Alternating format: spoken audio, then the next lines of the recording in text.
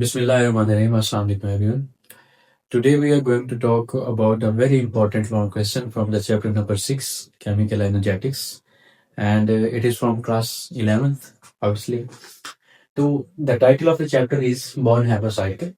Born-Haber cycle basically Hess's law की जो कि ऑलरेडी हम लास्ट लेक्चर में कवर कर चुके हैं, उसकी एक एप्लीकेशन है और इसका बेसिक जो पर्पस है बॉर्न-हैबर साइकिल को स्टडी करने का, वो है सोडियम क्लोराइड या किसी भी आयोनिक कंपाउंड की लैटिस एनर्जी को कवर करना। यानी कि लैटिस एनर्जी आप किस तरह से फाइंड करते हो, हमारे पास कोई और जो है डायरेक्ट वे नहीं है, हम इनडायरेक्ट वे में हेसेस लॉ को यूज़ करते हुए बॉर्न-हैबर साइकिल के थ्रू जो है सोडियम क्लोराइड की या फिर किसी भी आयोनिक कंपाउंड की लैटिस एनर्जी को फाइंड कर सकते हैं।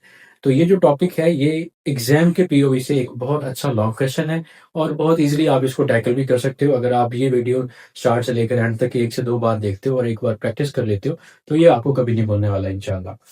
तो बात करते हैं सबसे पहले, जैसे ही एग्ज़ाम में ये लॉन्ग क्वेश्चन आएगा, इसी टाइटल से आएगा कि आप लैटिस एनर्जी को सोडियम क्लोराइड की लैटिस एनर्जी को किस तरह से फाइंड करते हो बाय यूजिंग बॉर्न-हैबर साइकिल। बस ये आपका क्वेश्चन होगा और फिर आप फ्री हैं कुछ भी लिखने के लिए। कुछ भी लिखेंगे तो एग्जामिनर भी कुछ भी लिख देगा पेपर में, तो आपने कोशिश करनी है ये वाला लिखें जो हम आपको सजेस्ट करें।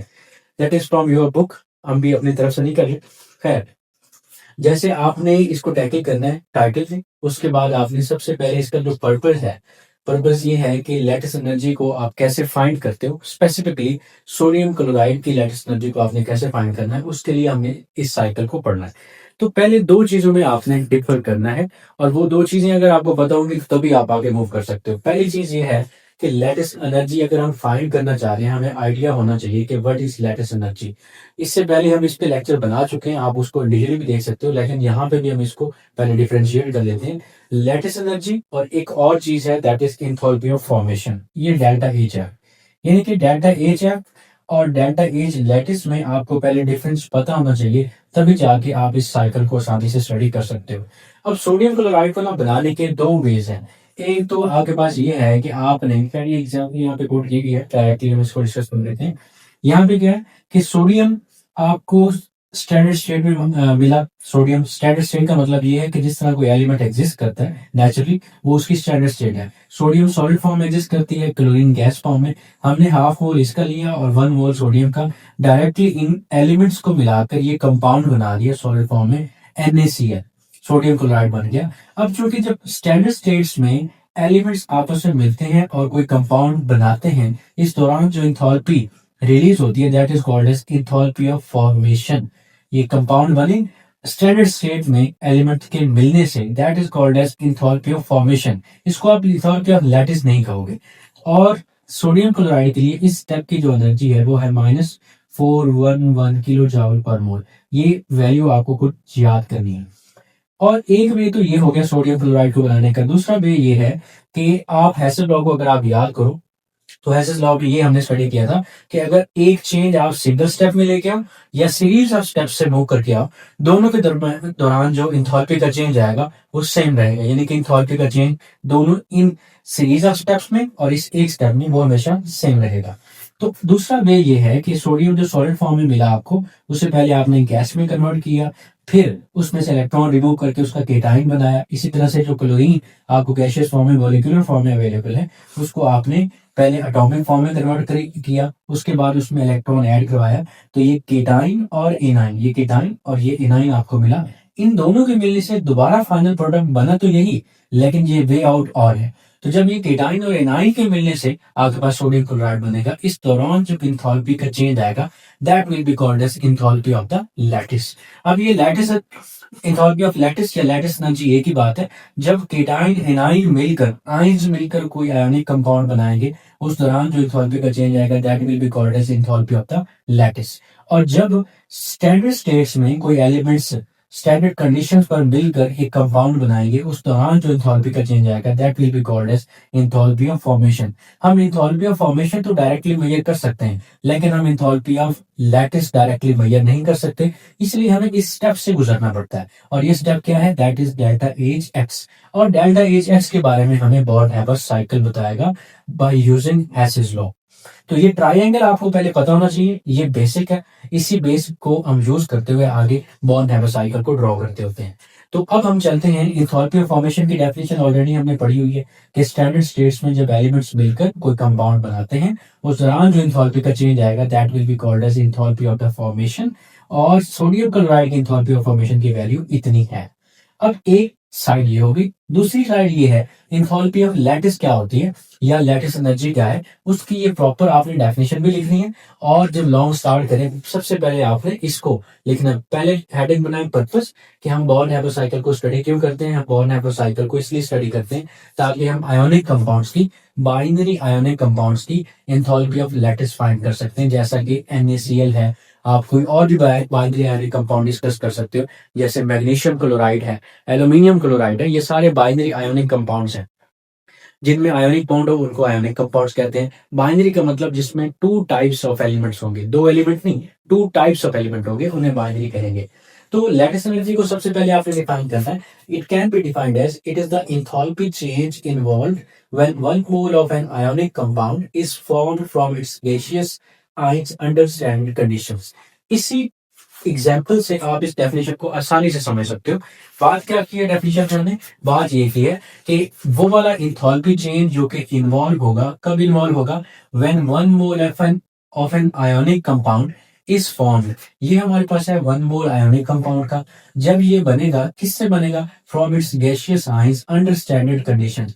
ये इसके गैसियस आयंस है सोडियम और क्लोराइड।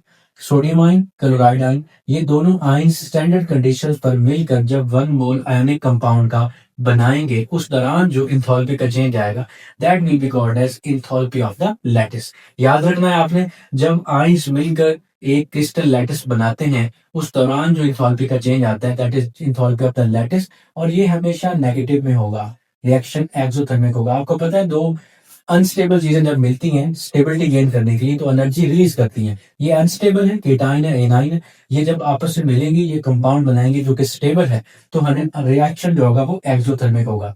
तो ये जब लैटिस बनेगा तो एनर्जी रिलीज होगी, रिएक्शन विल बी एक्सोथर्मिक। जब लैटिस बन गया है, इसको अगर हमें रिवर्स करना है रिएक्शन को, यानी कि इसको तोड़ना है, आयंस में दोबारा कन्वर्ट करना है, फिर हमें इस रिएक्शन को एनर्जी देनी पड़ेगी। तो लैटिस का बनना एनर्जी रिलीज करता है, रिएक्शन एक्सोथर्मिक। और लैटिस बना हुआ है, उसको तोड़ना है तो एनर्जी ऑब्जॉर्ब होगी, reaction will be endothermic in nature. Hope so ये वाला एक अच्छा शॉर्ट क्वेश्चन आपका कवर हो गया होगा कि पहले आपने डेफिनेशन लिखनी है और फिर यही एग्जांपल साथ में कोट कर देनी है कि जब सोडियम क्लोराइड का वन मोल बनता है स्टैंडर्ड कंडीशन पर उसके आयंस के मिलने से, तब इतना इंथैल्पी का चेंज आता है जो कि है जी 787 किलो जूल पर मोल। वन मोल बना ना, इसलिए किलो जूल पर मोल।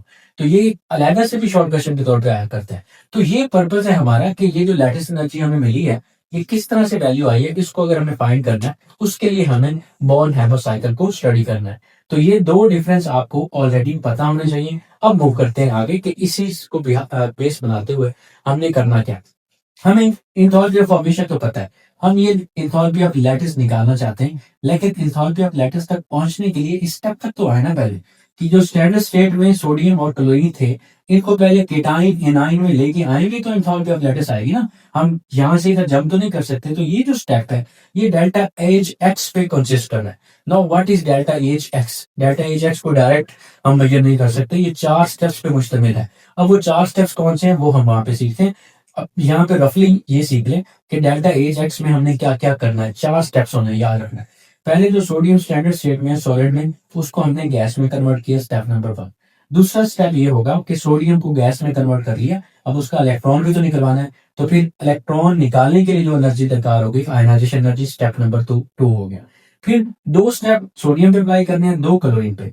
एक पहला स्टेप क्लोरीन का ये होगा कि इसके जो Cl2 का आपस में क्लोरीन क्लोरीन का बॉन्ड है वो ब्रेक करेंगे, ठीक है, बॉन्ड डिसोसिएशन एनर्जी देकर, और ये कन्वर्ट हो जाएगी एटॉमिक फॉर्म पे। फिर क्लोरीन में इलेक्ट्रॉन ऐड कराएंगे। तो 2 स्टेप क्लोरीन के, 2 इसके सोडियम आयन के, ये दोनों स्टेप, टोटल 4 स्टेप जो बनने हैं वो डेल्टा एज एक्स में आते हैं। तो ये 4 स्टेप किस तरह से करने हैं यही हमें बॉर्न-हैबर साइकिल बताता है। फिर हम फाइनली जब डेल्टा एच एक्स को फाइंड कर लेंगे, हम इंथैल्पी ऑफ लैटिस भी फाइंड कर सकते हैं बाय यूजिंग दिस फार्मूला। अब ये फार्मूला हमें क्या बता रहा है? ये हमें बता रहा है कि जो इंथैल्पी ऑफ फॉर्मेशन है ये 2 चीजों के इक्वल आई है हमारे पास इस ट्रायंगल से। किस किस के इक्वल?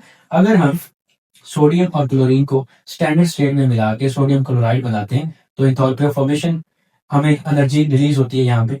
लेकिन अगर यही चेंज यानी कि सोडियम क्लोराइड को हम ऐसे बनाएं कि पहले इस केटायन एनायन में कन्वर्ट करें और फिर ये केटायन एनायन मिलकर सोडियम क्लोराइड बनाएं, तो ये जो चेंज आई है यहाँ पे ये प्रोडक्ट, ये एक स्टेप नंबर 1 इस पे मुश्तमिल है और एक इस पे।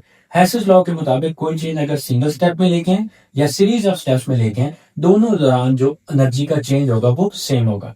तो इस सिंगल स्टेप की जो एनर्जी है वो इन दोनों के सम की इक्वल होनी चाहिए। तो यही फार्मूला हमने यहाँ से लिया कि delta H F this one it is equal to the sum of these both, यानी कि delta H X and delta H lattice. ये फार्मूला हमने यहाँ पे वहां से ट्राइंगल से अटैच कर लिया। अब इसी को हमने इस्तेमाल करते हुए इंथैल्पी ऑफ लैटिस निकाली, क्योंकि हम मालूम करना चाहते हैं इंथैल्पी ऑफ ना लैटिस, इसलिए इंथैल्पी ऑफ लैटिस को यही रहने दें। डेल्टा एच एक्स जो यहाँ प्लस हो रहा था इस साइड पे आके माइनस होगा। तो फार्मूले को रीअरेंज करने से हमारे पास इंथैल्पी ऑफ लैटिस को फाइंड करने का फार्मूला आ गया कि enthalpy of lattice will be equal to enthalpy of formation minus enthalpy of H X, यानी कि जो एच एक्स वाला स्टेप होगा वो तो अभी हमें मालूम करना है। उसकी इंथैल्पी अगर हमें मिल जाए, चूंकि डेल्टा एच एफ तो ऑलरेडी पता है, अगर इसकी इंथैल्पी मिल जाए तो हम आसानी से lattice energy of the sodium chloride find कर सकते हैं। अब चलते हैं, फार्मूला तो हमें पता चल गया, अब चलते हैं डेल्टा एच एक्स को फाइंड करने कि what is delta H x. यहाँ पे मैं इसकी थोड़ी सी स्पेस छोड़ रहा हूँ ताकि मैं वो फार्मूले में वैल्यूज पुट कर सकूं। अभी हमें मालूम करना है कि what is delta H x. Delta H x 4 steps पे कंसिस्ट कर रहा है। अब वो स्टेप्स क्या हैं? स्टेप्स ये हैं कि स्टेप नंबर 1 ये है कि जो सोडियम आपको सॉलिड फॉर्म में मिली है उसको पहले कन्वर्ट करो आप सोडियम गैसियस फॉर्म में।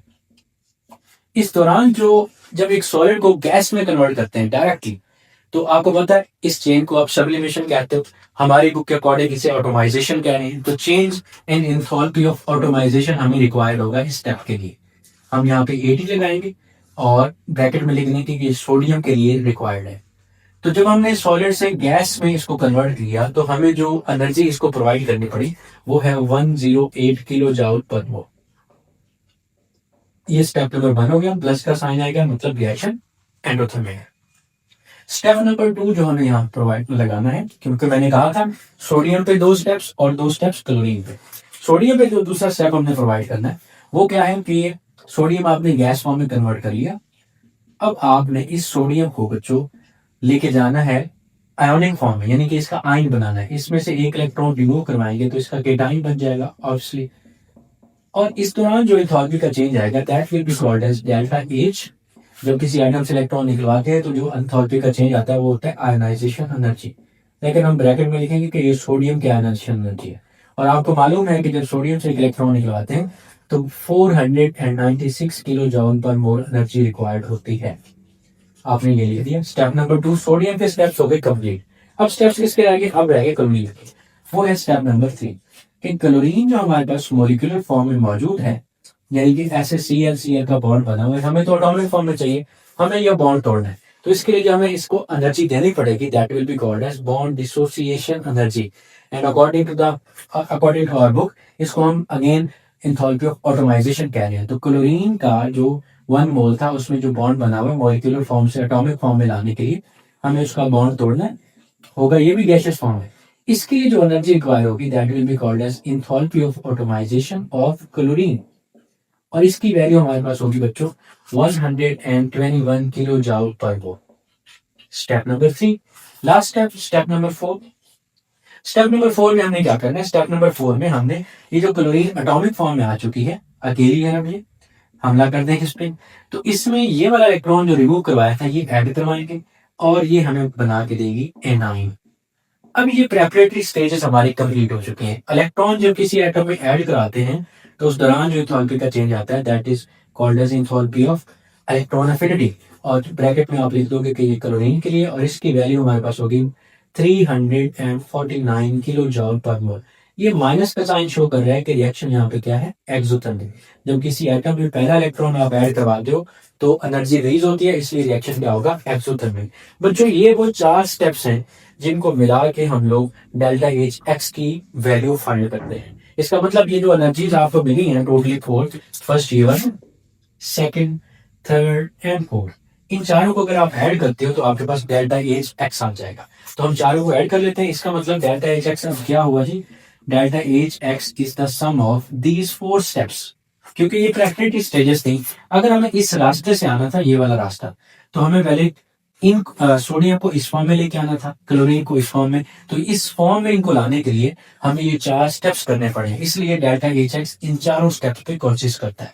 तो डेल्टा एच एक्स की अब वैल्यू निकालते हैं। सबसे पहले आप इसको लिखो कि delta H x is the sum of delta H atomisation energy of sodium plus it is the sum of delta H, दूसरा ये वाला आप लिखोगे, इन्हीं को लिखना है, delta H ionization energy of sodium plus it is the sum of delta H AT atomization of chlorine plus it is the sum of delta H electron affinity of chlorine। ये चारों का सम है। अब चारों की एनर्जी को आप यहाँ पे लिखो, ऐड कर दो। चारों की एनर्जी क्या थी, सॉरी, ऑटोमाइजेशन ऑफ सोडियम की एनर्जी थी 108 किलो जूल पर मोल, हमने यहाँ पे प्लेस कर दी। आयनाइजेशन एनर्जी ऑफ सोडियम की वैल्यू थी 496, हमने ऐड कर दी। ऑटोमाइजेशन ऑफ क्लोरीन की वैल्यू थी 121, हमने यहाँ पे ऐड कर दी। और जो आपके पास लास्ट स्टेप की वैल्यू थी delta H E electron affinity of chlorine, वो है माइनस में, तो ब्रैकेट लगाएं, -349। जब ये प्लस हम ब्रैकेट ओपन करेंगे तो ये माइनस हो जाएगा, और ये सारी ऐड करें और इसमें से ये माइनस कर दें, तो आपके पास जो डेल्टा एच एक्स है उसकी वैल्यू आ जाएगी। ये सारा कुछ कैलकुलेट करने के बाद हमारे पास जो डेल्टा एच एक्स की वैल्यू आई है that is 376 kilo joule per मोल। ये वो स्टेप है जो हमें इनडायरेक्ट रूट में करना था, इस रूट में, यानी कि ये पहला स्टेप हमने कवर कर लिया। अब पहला स्टेप कवर कर लिया तो आसानी से हम डेल्टा एच लैटिस की एनर्जी निकाल सकते हैं। कैसे? डेल्टा एच एक्स लेके आए, इस फार्मूले में पुट करें तो डेल्टा एच लैटिस आपको मिल जाएगी, यानी कि lattice energy of sodium chloride आसानी से अब हम कैलकुलेट कर सकते हैं। कैसे करें?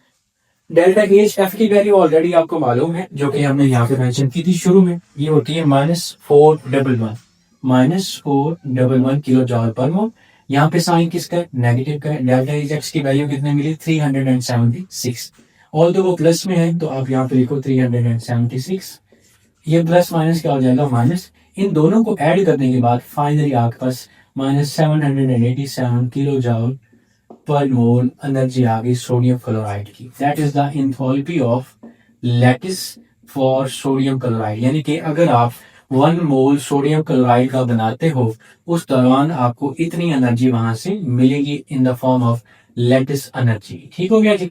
यहाँ तक अब हमने इसकी जो प्रोबेबिलिटी स्टेजेस थी इसका कॉन्सेप्ट ले लिया, लेकिन जब ये लॉन्ग क्वेश्चन आएगा आपको साथ में ये चीज, ये जो 4 स्टेप्स हैं ये एक साइकिल की फॉर्म में ड्रॉ करने हैं, तो वो साइकिल भी यहीं पे साथ हम सीख लेते हैं कि वो साइकिल हमने किस तरह से ड्रॉ करना है। ये चीजें अगर आपने लिखी हुई होंगी तो साइकिल ड्रॉ करना ऐसे 1 मिनट का काम है, तो वो हम ड्रॉ करते हैं। अब किस तरह से लिखते हैं?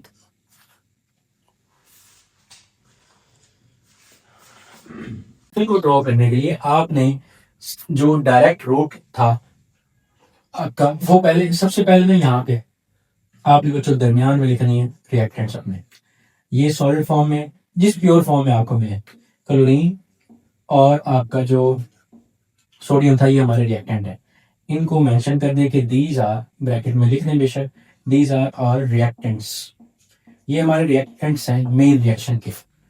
अब इन रिएक्टेंट्स को इस्तेमाल करते हुए हमने रिएक्शन को चलाना है। एक तो वे ये था कि ये सोडियम और क्लोरीन स्टैंडर्ड स्टेट में डायरेक्टली आपस में कंबाइन करें और आपको मेन प्रोडक्ट यानी कि NaCl सॉलिड फॉर्म में बना के दे दें।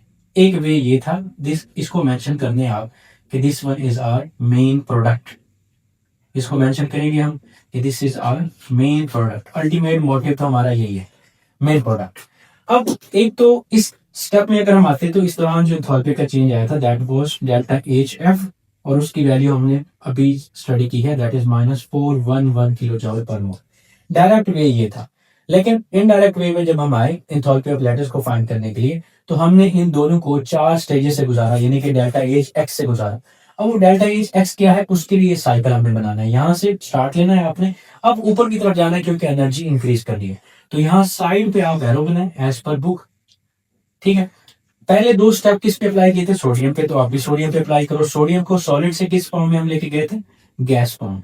पहले स्टेप में हमने सोडियम को गैस फॉर्म में कन्वर्ट किया। क्लोरीन को एज इट इज छोड़ते हैं, इसको कुछ भी नहीं कहना, इसका हाफ मोल रिएक्शन में टेक पार्ट करता है तो हाफ ही लिखें। इस स्टेप में, पहले दो स्टेप में क्लोरीन को कुछ नहीं कहना हमने, half mole of chlorine reaction में मौजूद रहेगा, इसको एज इट इज छोड़ दें।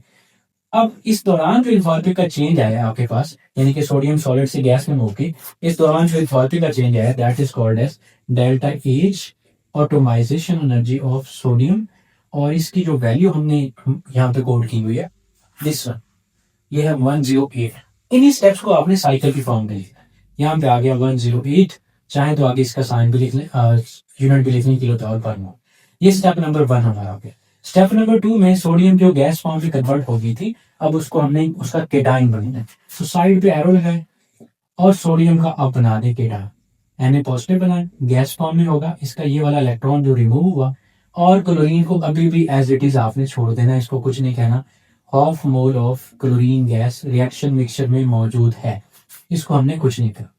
ये दो स्टेप हमने अप्लाई कर लिए, किस पे, सोडियम पे अप्लाई कर लिए। अब अगला स्टेप किस पे अप्लाई करना है, ये नीचे वाली लाइन बेशक ड्रॉ ना करें, लेकिन ऊपर वाली आपने ड्रॉ करनी है। तो एक साइड पे लाइन को ड्रॉ कर लें ताकि लाइन चले, साइकिल फील हो। तो इस स्टेप में जो एनर्जी आपने सोडियम से इसका केटाइन बनाने के लिए लगाई that is enthalpy of ionisation energy of sodium, और इसकी वैल्यू कितनी, 496 किलो जूल पर मोल। दो स्टेप जो सोडियम के थे हमने यहाँ पे कवर कर लिए। अब क्लोरीन के स्टेप्स हैं, एरो इधर साइड पे आपने लगाने। सोडियम का आपके पास केटाइन रिएक्शन मिक्सचर में मौजूद है, इसको एज इट इज छोड़ दें गैस फॉर्म में। इसका इलेक्ट्रॉन मौजूद है, इसको एज इट इज छोड़ दें। क्लोरीन को अब हमने चेंज ये किया कि वो मॉलिक्यूलर फॉर्म से एटॉमिक फॉर्म में कन्वर्ट हो गई, यानी कि अब ये आ गई आपके पास Cl की फॉर्म में। हाफ मोल यूज किया तो इससे एक ही Cl बनेगा।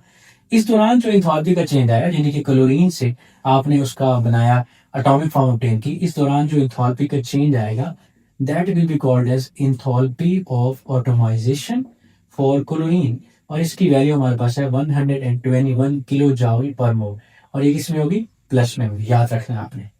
क्लोरीन एटॉमिक फॉर्म में कन्वर्ट होगी। फाइनल स्टेप ये है कि क्लोरीन में ये वाला इलेक्ट्रॉन आप ऐड करवा दो। अगेन यहाँ पे एक लाइन लगाए, उसके बाद आप क्लोरीन में ये वाला इलेक्ट्रॉन ऐड करवाओ। जब इलेक्ट्रॉन ऐड करवाएंगे, ये लास्ट है, ये तो हो गया, तो इलेक्ट्रॉन ऐड करवाएंगे तो एनर्जी रिलीज होगी, इसलिए आपने अब ये साइकिल जो एनर्जी रिलीज वाला है ये नीचे की तरफ लेके आना है। तो अब आप क्या करोगे, इसी को ऐसे मेंशन कर दो कि ये हम नीचे की तरफ आ रहे हैं, एनर्जी रिलीज हो रही है, तो इसको नीचे की तरफ लेके आए। अब सोडियम का केटाइन एज इट इज मौजूद है रिएक्शन मिक्सचर के अंदर, उसको हमने कुछ भी नहीं कहना, गैसियस फॉर्म में मौजूद है। और जो क्लोरीन ने ये इलेक्ट्रॉन ऐड किया अपने अंदर, तो ये बन गया क्लोराइड एनाइन, और ये भी गैसियस फेज में मौजूद है। इस दौरान जो इंथैल्पी का चेंज आ रहा है, जब एक एटम में इलेक्ट्रॉन ऐड करते हैं, this one is called as delta H electron affinity of chlorine. के क्लोरीन में हमने एक इलेक्ट्रॉन ऐड करवाया तो 349 किलो जूल पर मोल एनर्जी वहां से रिलीज हुई। उसके बाद अब ये आपकी प्रेपरेटरी स्टेजेस, यानी कि डेल्टा एच एक्स यहाँ पे कंप्लीट हो चुका है, और जब डेल्टा एच एक्स हमने फाइंड कर लिया तो ये केटाइन एनाइन मिलकर दोबारा से इनडायरेक्ट वे में ये आपका फाइनल प्रोडक्ट बनाएंगे। और इस दौरान जो इंथैल्पी का चेंज आएगा that will be called as enthalpy of lattice. अब ये तरीका जो है, या ये इंथैल्पी ऑफ लैटिस और किसी वे में हम फाइंड नहीं कर सकते बगैर बॉर्न-हाइड्रो साइकिल के, इसलिए हम बॉर्न-हाइड्रो साइकिल को स्टडी करते हैं कि हम सोडियम क्लोराइड की इंथैल्पी ऑफ लैटिस को फाइंड कर सकें। ये आप लोगों ने बॉर्न-हाइड्रो साइकिल ड्रॉ कर लिया सोडियम क्लोराइड के लिए, वेरी सिंपल। अगर आप ये वाला पहले कर लेते हो तो ये आसानी से आप इसको ड्रॉ कर सकते हो। होप सो ये आप लोगों के लिए इजी रहा हो। आपने जितनी चीजें मैंने यहाँ पे सिखाई हैं, ये एक ऐसा टॉपिक है जिसमें थ्योरी ऐड करने की कोई जरूरत नहीं, बस लैटिस एनर्जी को डिफाइन करें और इस तरह से इन चीजों को आप टैकल करेंगे तो आसानी से आपका ये जो 4 नंबर का लॉन्ग क्वेश्चन है वो कंप्लीट हो जाएगा। That's all about the born-hydro cycle. Next time इंशाल्लाह हम नेक्स्ट टॉपिक के साथ हाजिर होते हैं, that is the I think so entropy. तब तक के लिए अल्लाह हाफिज, सी यू इन नेक्स्ट वीडियो।